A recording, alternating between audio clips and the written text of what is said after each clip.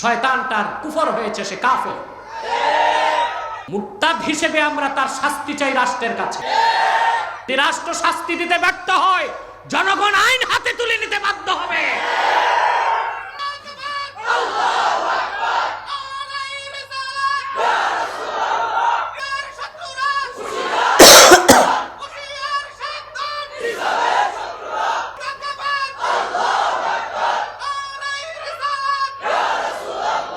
শরিয়া আইন সম্পর্কে তার ধারণাই নাই, তাকে ধরে জুতা পিটা করে তবা করানো, এটার দায় আপনার উপরও আসে, সরকারের উপরও আসে। সে ইসলাম মানবে না, ওটা তার ব্যক্তিগত বিষয়, কিন্তু ইসলাম বিরোধী তার কোনো সুযোগ নাই।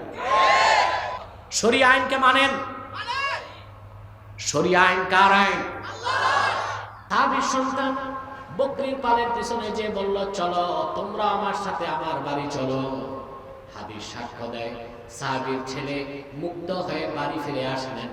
তার সঙ্গে আল্লাহর হুকুমে 4000 বকরি গনিমতের মাল হিসেবে তার বাড়ি চলে আসলো। আল্লাহ পাক কোরআনের আয়াত নাযিল করে দিয়েছেন, ওয়া ইয়াত্তাকিল্লাহা ইয়াজআল লাহু মাখরাজা ওয়া ইয়ারযুকুহু মিন হাইসু লা ইয়াহতাসিব।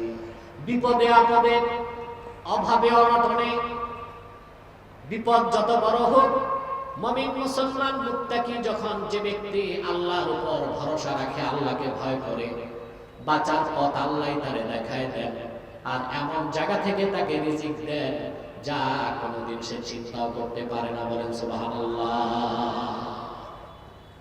সুখ, সমৃদ্ধি, কল্যাণ, সফলতা, পরকালে জান্নাত সবটাই মুত্তাকির জন্য। কার জন্য? আল্লাহর কোরআনের 100% হেদায়েত মুত্তাকিদের জন্য। সুবহানাল্লাহ বলেন। আমরা মুত্তাকি হব না? ফর্মুলাটা আমি বলে দিচ্ছি ইনশাআল্লাহ কিছুক্ষণ পরে। যে ব্যক্তি পরিপূর্ণ মুত্তাকি হয়ে যাবে, আল্লাহর কাছে সে আল্লাহর ওলির মর্যাদা লাভ করে। সে ব্যক্তিকে আল্লাহ বিনা আযাবে জান্নাত দিবেন। শুধু জান্নাত দিবেন না, জান্নাতে তাকে উঁচু মাকাম দিবেন।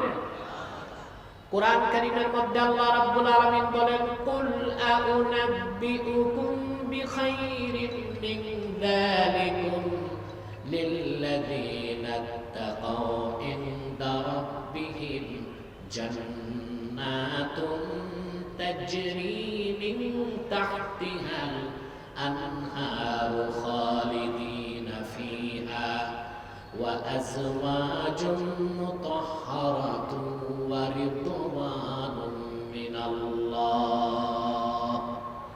আল্লাহ রাব্বুল আলামিন বলেন, প্রিয় হাবিব মুহাম্মদ সাল্লাল্লাহু আলাইহি ওয়াসাল্লাম,